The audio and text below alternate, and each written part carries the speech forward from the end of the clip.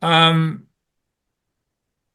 Faccio un'introduzione fra un momento, ma lei ha fatto una dichiarazione, ho scritto un libro, Il segreto della longevità. Sì. No, non mi stupisce questo perché veramente lei ha 96 anni e sta benissimo, sta meglio di me. Insomma, Eh, finché va. Finché va. E parte dell'alimentazione, esercizio fisico e moderazione sono le tre cose che lei ci ha insegnato a noi come centro e noi seguiamo con molta attenzione. Quali sono i segreti, altri segreti magari meno conosciuti? Beh, in generale, bisogna applicare le buone abitudini di vita. Questo vuol dire, prima di tutto, evitare alcune cose, evitare il fumo. Mm, Fumo da sigaretta è evidentemente un fattore di rischio per ben 27 malattie. Noi pensiamo sempre ai tumori, ma ci sono anche molte altre malattie che risentono dal fumo. Per esempio, nessuno pensa all'artrite reumatoide, ma l'artrite reumatoide dipende anche dal fumo. Non bisogna bere alcol, l'alcol è cancerogeno come la sigaretta, e questo diciamo è molto difficile da dire perché l'alcol fa parte della nostra cultura, il vino fa parte della nostra cultura, quindi è difficile, ma oggi l'Organizzazione Mondiale della Sanità ha stabilito che l'alcol è cancerogeno e quindi bisogna cercare di evitarlo o ridurlo al minimo perché l'alcol è un fattore di rischio non solo per i tumori, ma anche per molte malattie, per gli incidenti automobilistici e anche per tanti incidenti del lavoro. Le droghe, naturalmente, i giochi d'azzardo, perché tutte queste cose danno luogo anche a dipendenza. Quindi diventiamo schiavi, diventa molto difficile poi liberarsi da queste cattive abitudini. E poi mm, naturalmente ci sono invece le cose positive. L'attività motoria è positiva perché? Perché dà il vantaggio di avere una buona circolazione e anche una circolazione cerebrale e quindi di preservare i neuroni. Fra l'altro, con l'esercizio fisico si liberano dalle arterie delle sostanze che sciolgono i piccoli coaguli che si possono formare nei capillari cerebrali. Questi piccoli coaguli impediscono l'arrivo dell'ossigeno e del materiale nutritivo ai neuroni e quindi l'esercizio fisico è positivo per questa ragione. Bisogna farne almeno a seconda, diciamo, dell'età, eccetera, fra 150 e 300 minuti alla settimana e il- questo esercizio fisico va fatto facendo un po' di fatica.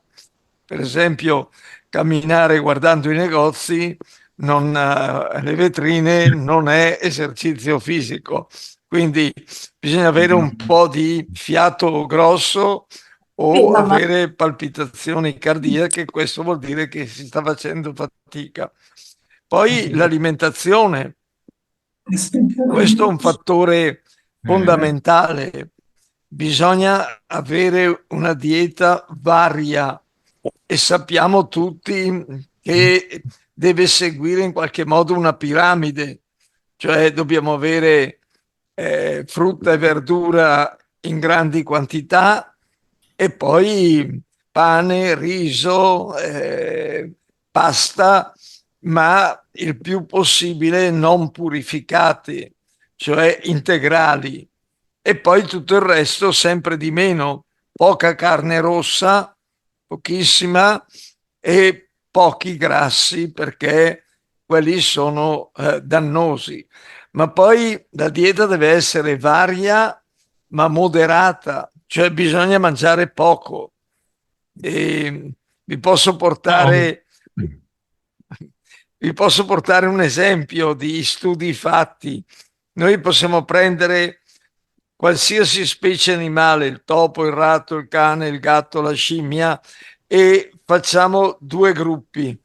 A un gruppo lasciamo che mangi tutto quello che vuole, all'altro gruppo facciamo mangiare il 30% di meno del primo gruppo, il secondo gruppo vive il 20% di più. E questa, diciamo, è una riprova di studi scientifici che indicano l'importanza di mangiare poco. E bisogna, diciamo, quello che conta non è quando si mangia, perché si può mangiare anche 5 volte al giorno, ma quello che conta è la quantità totale di calorie. Deve essere un po' meno di quella che serve per l'attività che svolgiamo.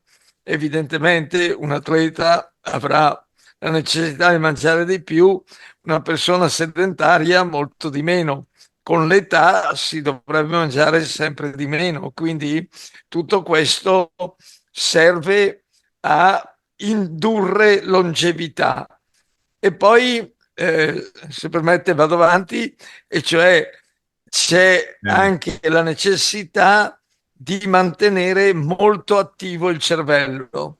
Questo è uno dei problemi molto importanti perché la maggior parte della gente che va in pensione si isola, non fa più niente, e questo diciamo è un grave danno perché impedisce al cervello di lavorare. Anche il cervello deve avere attività, come diciamo, attività motoria, attività fisica, bisogna avere anche attività intellettuale.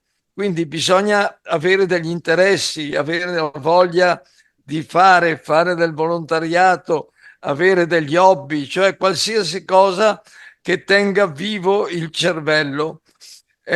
Anche qui vi posso dire che noi abbiamo fatto degli studi, abbiamo preso 2000 persone che avevano 80 anni e li abbiamo seguiti per 15 anni e siamo andati a vedere quali erano i fattori di rischio per la demenza senile.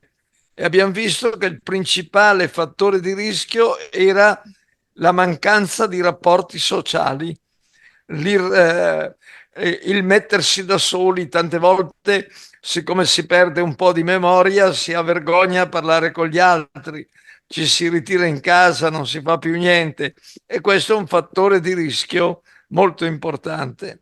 L'ultima cosa su cui voglio porre l'attenzione è naturalmente il sonno, almeno 7 ore di sonno al giorno. E perché il sonno? Non soltanto perché è un riposo muscolare, ma perché il sonno è importante per il cervello. Il nostro cervello è l'organo che ha il metabolismo più importante perché deve sovrintendere a tutto l'organismo e proprio per questa ragione ha un metabolismo molto importante e ha bisogno di circa 90 grammi di glucosio al giorno e avendo un metabolismo molto importante produce molte scorie. Queste scorie possono danneggiare il cervello. Durante il giorno non si riesce a eliminare tutte le scorie. Di notte le scorie vengono eliminate con velocità doppia e quindi se uno fa almeno 7 ore elimina tutte le scorie e elimina prodotti che sono dannosi nel tempo per il cervello. E queste sono un po', diciamo, le regole generali, le conosciamo tutti, ma poi dopo non le attuiamo perché questo è il punto. Abbiamo sempre degli alibi, rinviamo sempre l'inizio delle buone abitudini di vita. E questa è una cosa che dobbiamo dire, diciamo, molto chiaramente a tutti. Dobbiamo fare una grande rivoluzione culturale. Oggi tutta la medicina è diventata un mercato. Noi dobbiamo fare in modo che la medicina sia invece soprattutto prevenzione. Le Mm. malattie non piovono dal cielo, ma siamo noi che ce le procuriamo. Dottore, devo ringraziare per questa introduzione. Era un'introduzione perché partiamo davvero adesso. Abbiamo un bel po' di persone.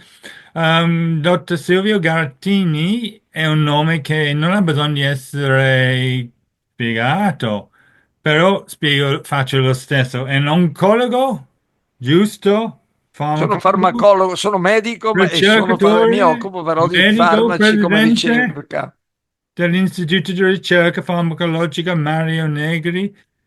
Sì, questo nel 1960 ho fondato l'Istituto Mario Negri. E questo è un esempio di qualcuno che mantiene il cervello attivo, direi. Sì, A beh, 96 certamente, io anni. sono, per fortuna, insomma, posso essere ancora molto attivo e sono molto interessato alla ricerca Complimenti. ancora oggi. Anche oggi sono stato tutto il giorno in istituto al Mario Negri e domani mattina ritornerò per tutta la giornata, come sempre. Ma lei ha detto una volta che c'è un eccesso di farmaci nel mondo, anche nella nostra Sì, vita. abbiamo troppi farmaci. Mi spieghi Eh, meglio. perché ma però non sono farmaci, cioè per capire cosa vuol dire bisogna sapere come è la legislazione. Oggi tutti i farmaci vengono approvati a livello europeo e la legislazione dice che per approvare un nuovo farmaco bisogna presentare una documentazione per stabilire tre caratteristiche: qualità, bisogna sapere cosa c'è dentro nel farmaco, efficacia e sicurezza. Queste sono tre caratteristiche molto importanti, però non ci dicono come è questo nuovo farmaco rispetto ad altri farmaci che abbiamo già disponibile per la stessa indicazione terapeutica. E quindi abbiamo tante fotocopie degli stessi farmaci senza sapere qual è la differenza.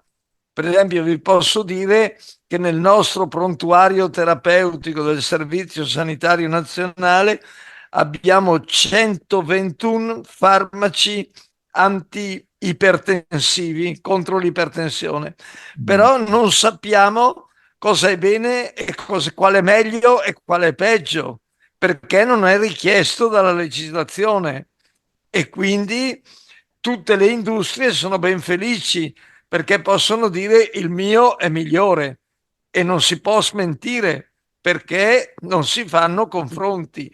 La legislazione non chiede confronti. Se avessimo invece una legislazione che dice qualità, efficacia, sicurezza e valore terapeutico aggiunto, allora bisognerebbe dimostrare che il nuovo farmaco è diverso da quelli che già abbiamo. Ma questo non va bene all'industria perché se è meno efficace non c'è ragione per approvarlo. Se è ugualmente efficace, pure. Se è più efficace, gli altri devono andare via.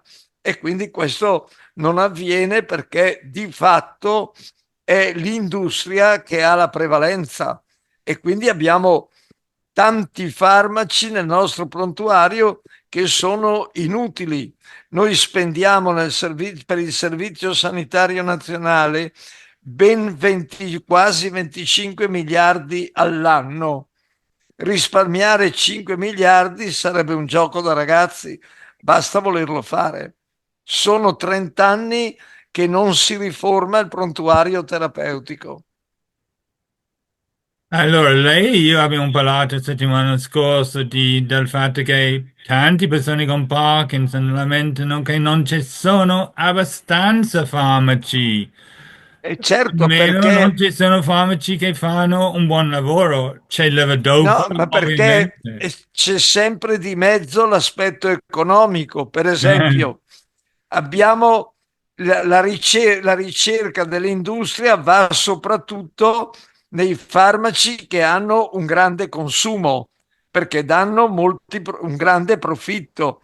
Noi abbiamo 7.000 malattie rare per cui non abbiamo farmaci.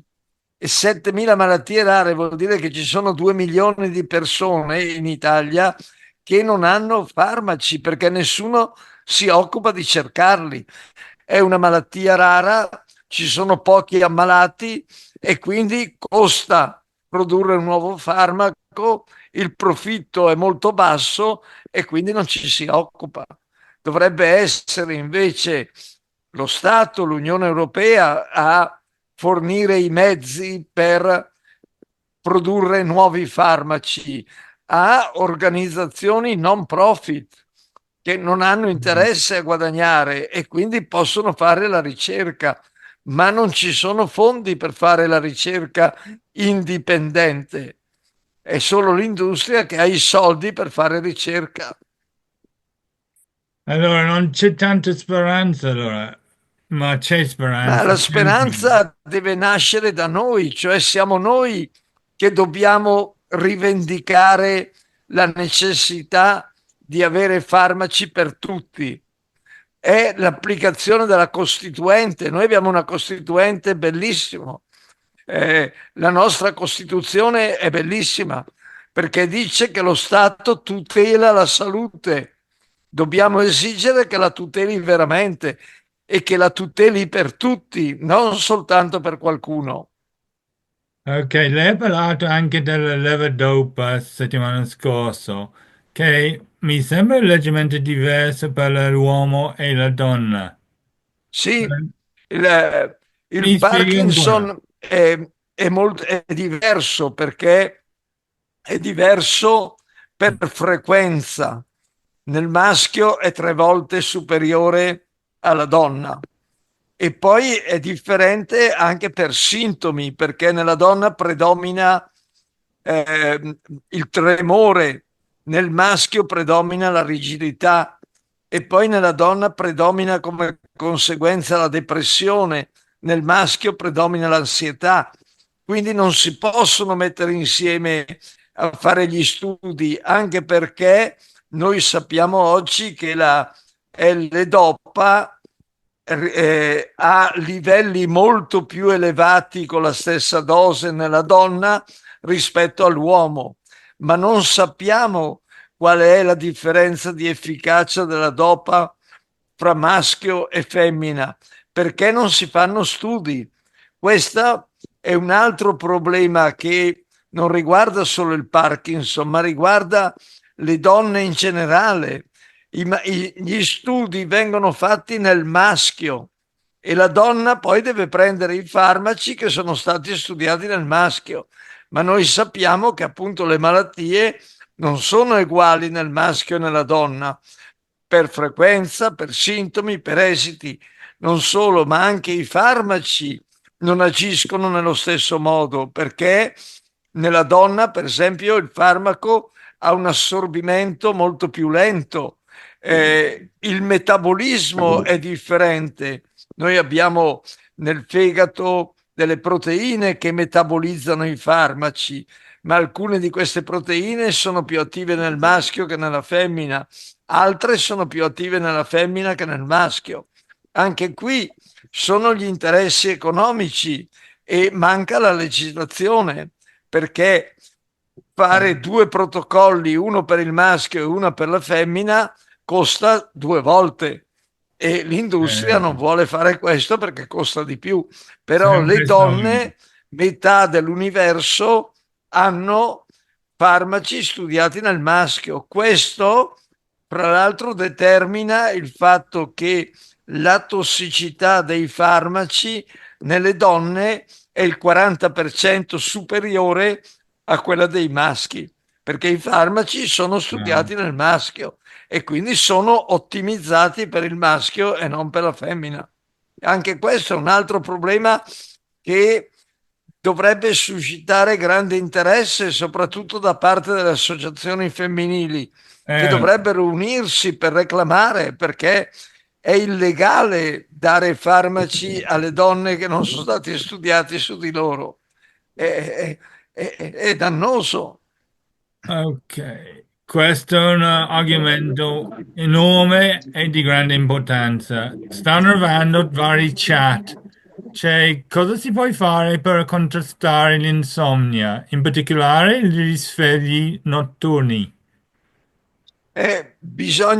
Diciamo, bisogna stare attenti a usare il meno possibile i farmaci che sono sonniferi. Fra questi, le principali utilizzate sono le benzodiazepine, Mm, il diazepam, l'oxazepam, il temazepam, eccetera, eccetera, perché questi farmaci vanno usati solo per brevi periodi, perché sono farmaci che inducono sedazione, inducono diminuzione del tono muscolare e sappiamo dalla letteratura scientifica che soprattutto nei soggetti di una certa età aumentano le cadute e le fratture. E le mm, fratture, diciamo, sono gravi quando vengono nell'età avanzata. Non solo, ma sono farmaci che inducono un'accelerazione della carenza della cognitiva e quindi sono dei farmaci che accelerano la demenza. yeah. Quindi li dobbiamo usare poco, dobbiamo invece usare di più quello che può fare la psicoterapia, cioè trovare delle modalità attraverso cui si induce il sonno. Ci sono Melatonine? persone che dormono solo se leggono prima, ci sono persone che dormono solo se prendono il caffè prima. Bisogna che ognuno trovi qual è la condizione che condiziona il suo sonno. Abbiamo detto prima che il sonno è importante, ma non dobbiamo molti per esempio utilizzano la melatonina. La melatonina è un farmaco inefficace da questo punto di vista e quindi dobbiamo stare attenti a quello che utilizziamo. Ok, apriamo al gruppo. Se qualcuno ha qualcosa da chiedere, il dottore. E lui è qua con noi per ancora 35 minuti. Um, mentre ci è arrivato un messaggio via chat. A che punto è la ricerca dei farmaci che possono arrestare o almeno rallentare il Parkinson? Aspettavo questa domanda. Questo è un centro Parkinson, questo è un forum Parkinson. Ah! Lei? E noi sappiamo qual è più o meno il meccanismo del Parkinson, o perlomeno uno dei meccanismi, che è quello, diciamo, della carenza di dopamina a causa della Certo. degenerazione della sostanza nera.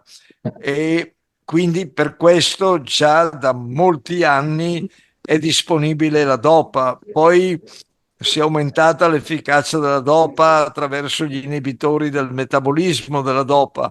Certo. Ci sono anche altri farmaci disponibili, però siamo sempre a un livello in cui non curiamo la malattia.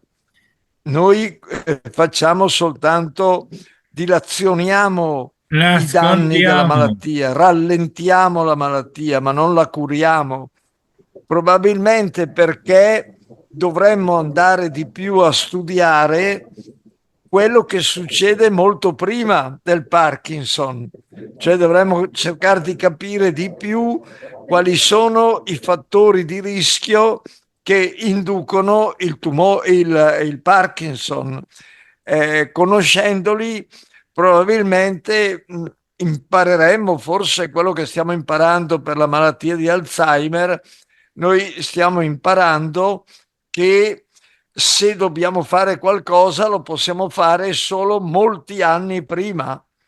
E questo certo. però richiede studi, richiede ricerca e anche qui bisogna dire che il nostro paese non è certamente un paese in cui la ricerca è considerata importante, è considerata una spesa anziché un investimento. Pensate che noi spendiamo l'1,2% del PIL e invece la media europea è il 2,3. Abbiamo la metà dei ricercatori della media europea perché molti dei ricercatori italiani scappano, se ne vanno a lavorare all'estero. E poi abbiamo il problema che non ci sono fondi per fare studi clinici controllati. Quindi questo è un problema importante, non abbiamo soldi per fare studi. Torniamo Quindi sempre ai soldi. purtroppo non è una spesa, è un investimento. Ecco. Studiare modalità diverse per curare le malattie è molto importante. Ok, Renata Spain ha avuto il mano alzato. Se vuoi togliere il muto, Non ho capito. Renata, togli il muto. No? Ecco, Ok. buonasera professore. Avevo varie perplessità perché io ho iniziato la terapia sottocutanea con fosfolevodopa. Sì, Non so questo dosaggio, come lei giustamente faceva presente, possa essere diverso tra uomo e donna, tanto più che è più difficile calcolare la dose. Però volevo dire perché non utilizzare le nostre testimonianze attuali al momento, fresche fresche di giornata, per dare consigli per gli effetti collaterali, per sia quelli locali che anche per l'eventuale, diciamo, come dire, controindicazione all'uso in caso di tumori cutanei. Questa è una cosa che io ho approfondito perché oltre alla maggiore incidenza di melanoma nel Parkinson, sì, anche su questo la dose di fosfolevodopa sottocutanea c'è la controindicazione in caso di tumori cutanei, di melanoma. Io ho avuto un linfoma cutaneo e quindi sono andata un po' in crisi, però poi ho visto che anche la levodopa per OS presenta questa controindicazione. Allora certo. volevo approfondire questo, ma nessuno mi ha saputo dare una risposta. Beh, Ehm, tutti i vari preparati di DOPA sono fondamentalmente delle fotocopie, quindi non è che ci siano grandi differenze. Questo per E perlomeno l'elettropotere. le differenze non sono mai state studiate. Fare gli studi che lei richiede, richiede persone, richiede personale. Testimonianze però, testimonianze possono essere utili, no? Degli effetti Sì, collaterali che noi certo, certo, ma abbiamo al momento fresche fresche. Mm.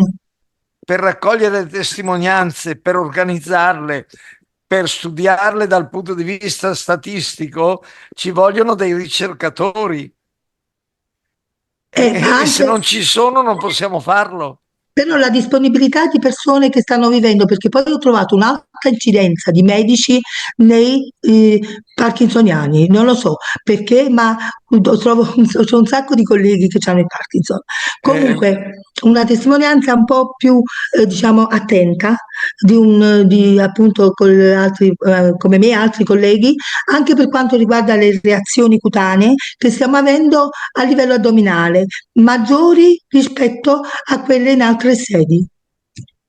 sì, il problema è che purtroppo queste cose dovrebbero essere disponibili perché l'AIFA, che è l'Agenzia Italiana per il Farmaco, dovrebbe raccogliere tutti gli effetti collaterali e invece non li raccoglie. E questo è il fatto. Pochi giorni fa è comparso l'annuario dei farmaci per il 2023. dove ci sono tantissimi dati sui consumi, sull'uso, eccetera.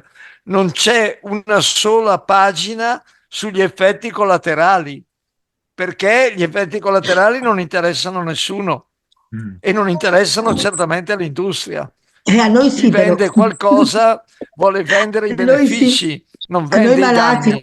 a noi malati sì. Un'ultima E lo cosa e so. poi mi zittisco.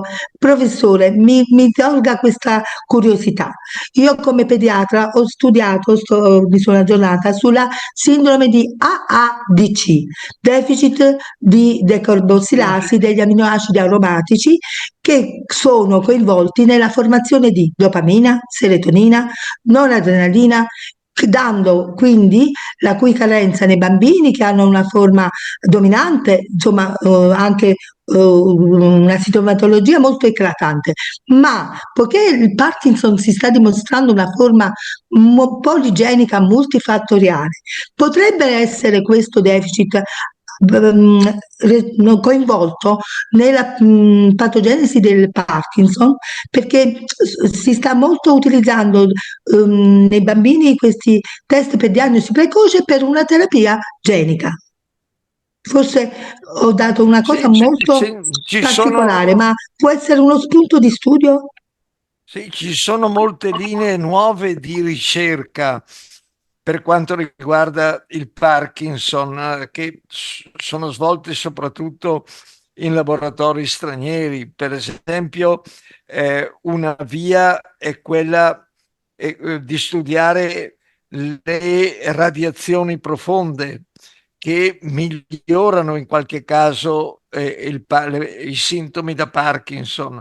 Abbiamo, diciamo, degli studi che tendono, come dice lei, a sostituire dei geni e conoscendo, diciamo, qual è la situazione genetica, si potrebbero correggere dei geni che sono favorevoli alla problematica, diciamo, della perdita di dopamina.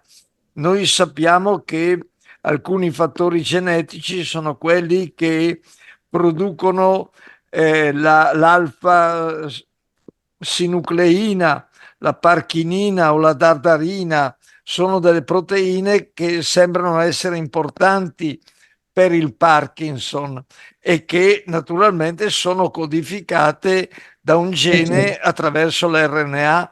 Quindi certamente la terapia genica può essere una soluzione, però come dicevamo prima e come ha detto giustamente lei, sono cose che vanno fatte precocemente. È difficile pensare di fare questo tipo di terapie quando già il Parkinson è iniziato. Questo richiede Sì, che si studino quali sono i fattori predisponenti al Parkinson e qualcosa noi lo sappiamo in modo molto, diciamo, frammentario. Per esempio, ci sono dei prodotti industriali che possono dare problemi di questo tipo, l'eccessiva esposizione a metalli pesanti, al piombo, al cadmio, al rame, sono, diciamo, dei fattori di mm, rischio. L'ambiente rurale è un fattore di rischio, il lavoro agricolo è un fattore di rischio.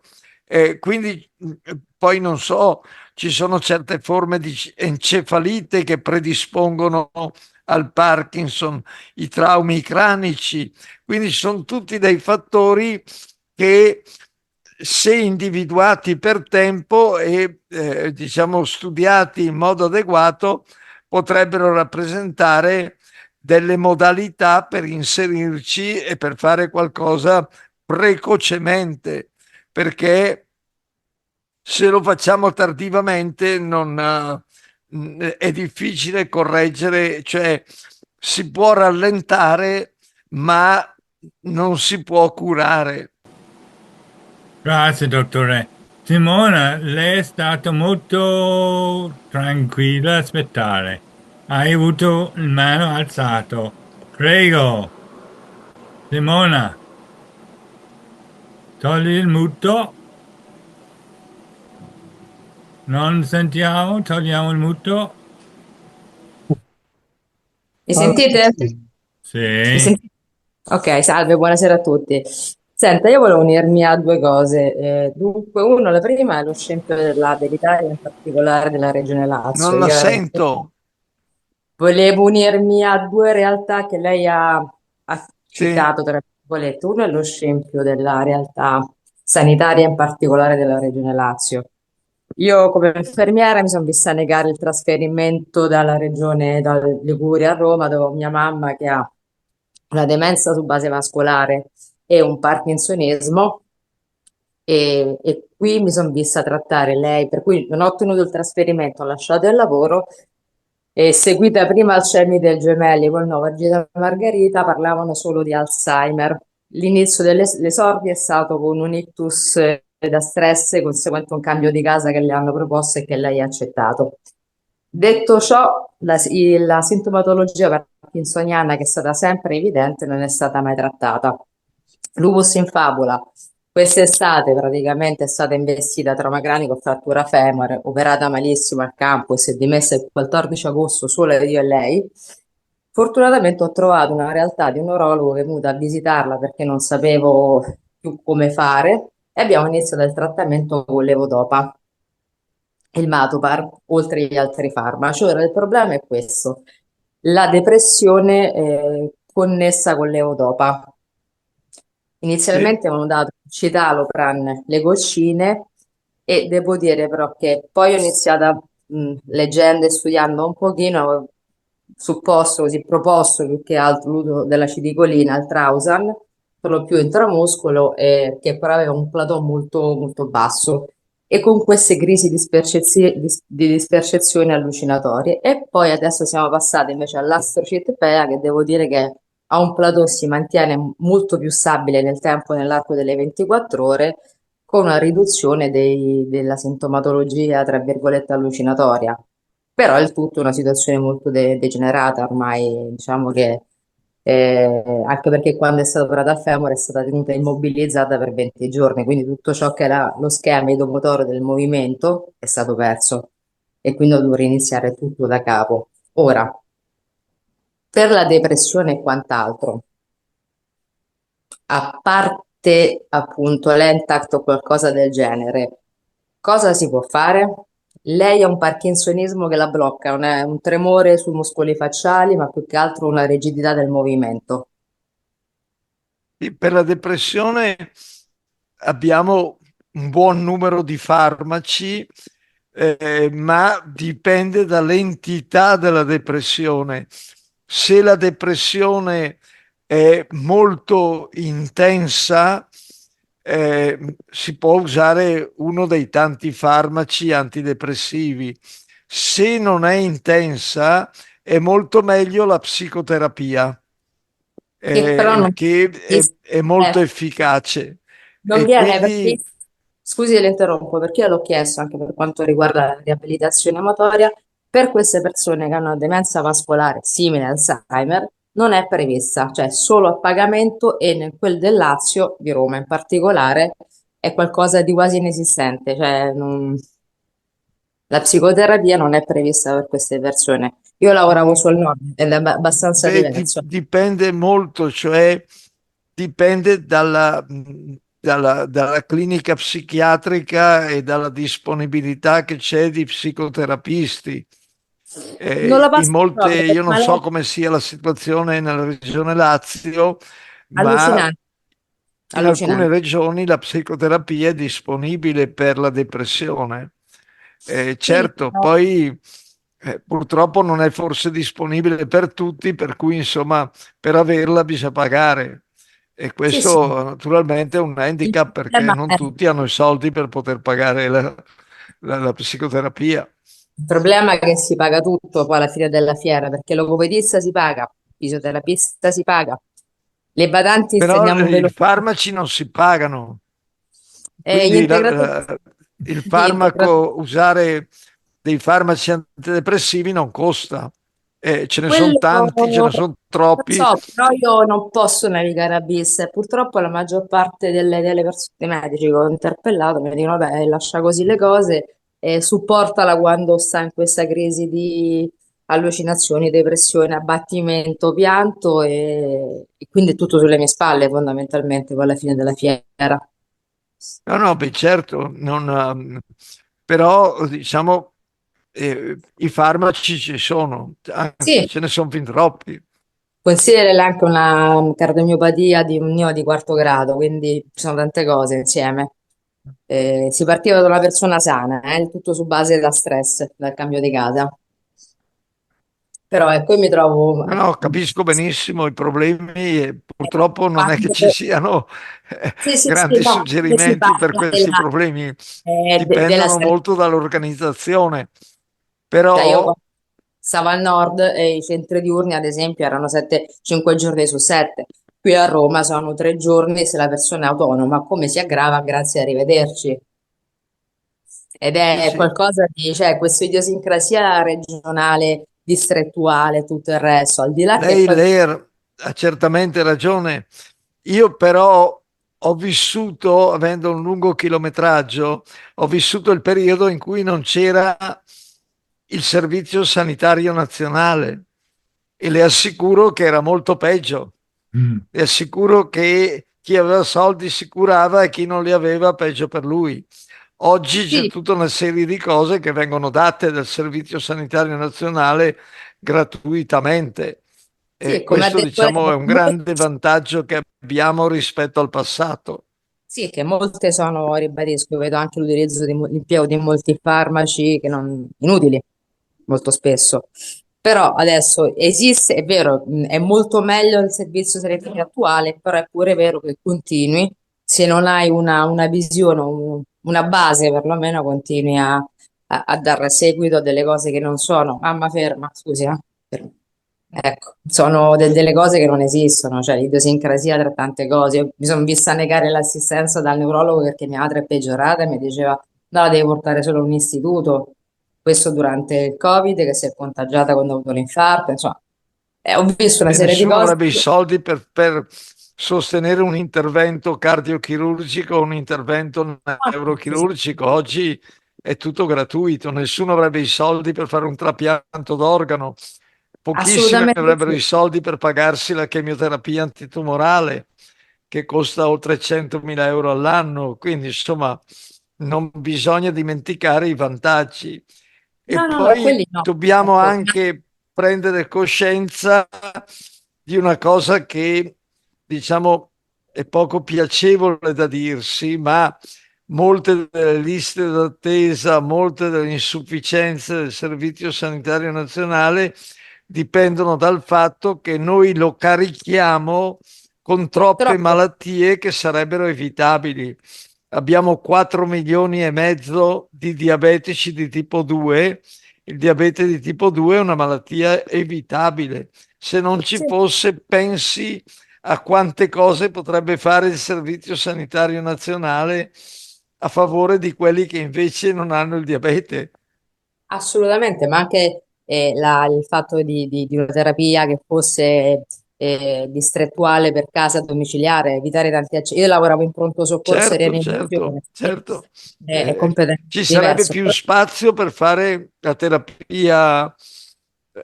terapia a livello domiciliare, che è fondamentale. come era previsto dal sistema nazionale, dalla riforma, che poi non è stata fatta. Io mi scuso se sono critica, però dopo 5 anni che sono da sola è pesante, è veramente pesante. Cioè, vedere che c'è tanta indifferenza, che intanto dice, "Beh, tanto anziano, tanto prima o poi si muore tutti, e vedere l'approssimazione di quelle che sono le case di cura. Io ho fatto dei domiciliari facendo la libera professione, ho visto delle cose inguardabili, cioè dove non c'è rispetto della dignità umana. E forse quando tutti quanti noi ci alteriamo, forse se veramente scendessimo come si faceva una volta, io ho 60 anni in piazza, forse sarebbe, bisognerebbe fare un po' più di protesta a partire dalla ricerca, a partire dal rispetto della dignità umana, secondo me. Simone, Certo, certo. Simone, posso condividere con Ma te? dipende da noi chiedere che ci sia più Prego. ricerca. Se Dipende solo da nessuno noi. lo chiede, non ce Se- l'avremo mai. Bisogna Dipende solo da che noi. tutti gli organismi, le associazioni premano per avere ricerca. Io non lo sento questo, mi piacerebbe vederlo molto di più. certo. Sì, sì, infatti si spendono Mm. per demenze e per le cose importanti che danno senso e qualità alla vita non si fa nulla, cioè. Ma noi abbiamo Ma se tutte tanti... le associazioni che si occupano di ammalati Mm. premessero sul governo perché si faccia più ricerca, il governo sarebbe obbligato a farlo. Ma Solo nessuno lo fa, che non c'è le interesse. associazioni non si muovono. Sì, Non ho mai guarda, viste che dicano vogliamo più ricerca. guarda, io ho iniziato la storia, non so se lo conosce, con Soffiantini, seguendo il corso sull'Alzheimer, perché anche sull'Alzheimer c'è pochissimo. Quando tu Sì, studi, c'è io prima ho fatto. pochissimo fatto, però non c'è nessuno che chiede. Non c'è nessuno che chiede, cioè veramente, Non nessuno che ci si... sono le associazioni attive da questo punto di vista. Sono Assolutamente. attive nel loro ambito, fanno molto, sono molto utili, sono indispensabili, ma non hanno ancora la coscienza del fatto che dipende da loro fare in modo che ci sia più ricerca in Italia. Già, la Voi fate ringrazio. tanto bene perché aiutate le persone, ma le associazioni devono mettersi in mente che solo se premono sul governo No, potranno avere quello che è non importante, cioè più ti- ricerca per avere più soluzioni ai problemi. Più ricerca e più formazione, perché ho visto Sì, tanta anche più ignoranza. formazione. Beh, Mm-mm. ma chi mai chiede informazione indipendente? Gli ordini dei medici hanno mai chiesto di avere informazione indipendente? mm. Oggi chi fa l'informazione? L'informazione la fa solo chi vende. È chi Il vende che commercio. informa il medico. Il medico non è informato in modo indipendente. Il medico è informato dai congressi organizzati dalle industrie. Il medico è informato dalle associazioni scientifiche sostenute dalle industrie. E Sì, quindi sì, sì. questo, diciamo, è quello che bisogna cambiare. Ma per cambiare bisogna che tutti si mettano d'accordo e spingano nella stessa direzione.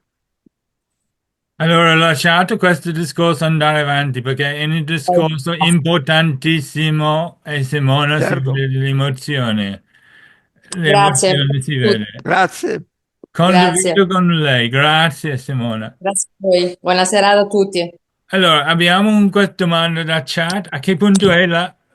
Dai, Dai, leggo io. A che punto è la ricerca sugli anticorpi monoclonali per contrastare la proteina anomala alfa-sinucleina? un po' particolare questa domanda. Ci sono varie ricerche in corso, non c'è ancora nulla però che sia efficace, ma possiamo aspettarci che ci siano degli anticorpi monoclonali attivi, però dobbiamo sempre tenere presente che qual è il momento in cui cominciamo la terapia, Mm, perché gli anticorpi monoclonali possono essere molto attivi sui meccanismi che originano la malattia.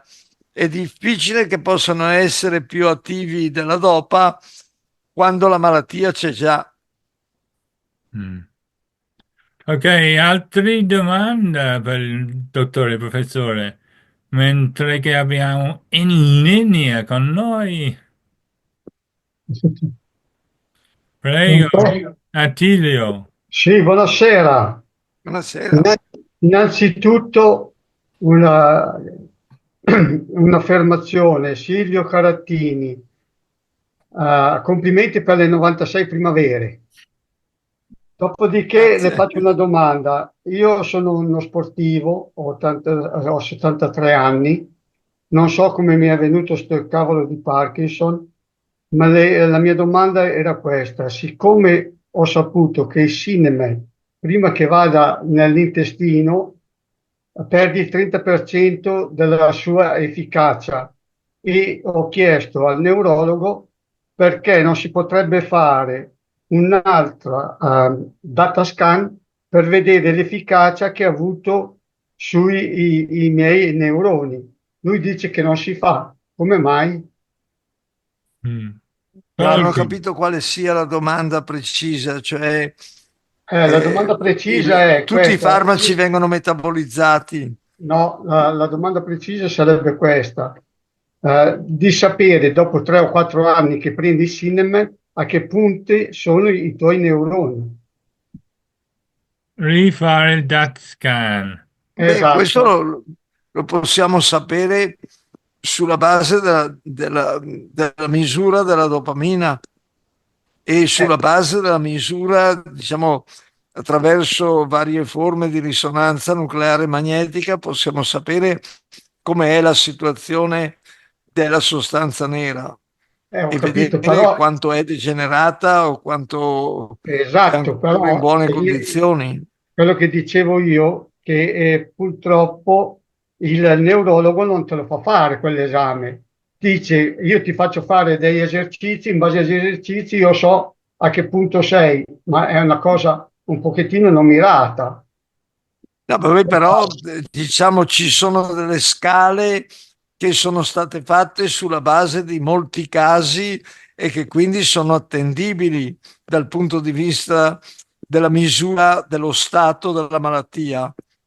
Non è sempre necessario fare esami complicati. Eh, quelli che chiamano diciamo degli score di malattia sono attendibili perché sono fatti su un gran numero di pazienti.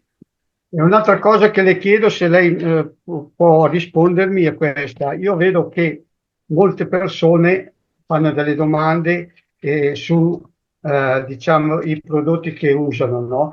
Ma la maggior parte sono riferiti sulla, diciamo, non-off, cioè per il movimento. Io sono uno che ha, diciamo, il tremore nel braccio destro e non trovo, diciamo, delle spiegazioni o delle innovazioni su questo tipo di sviluppo.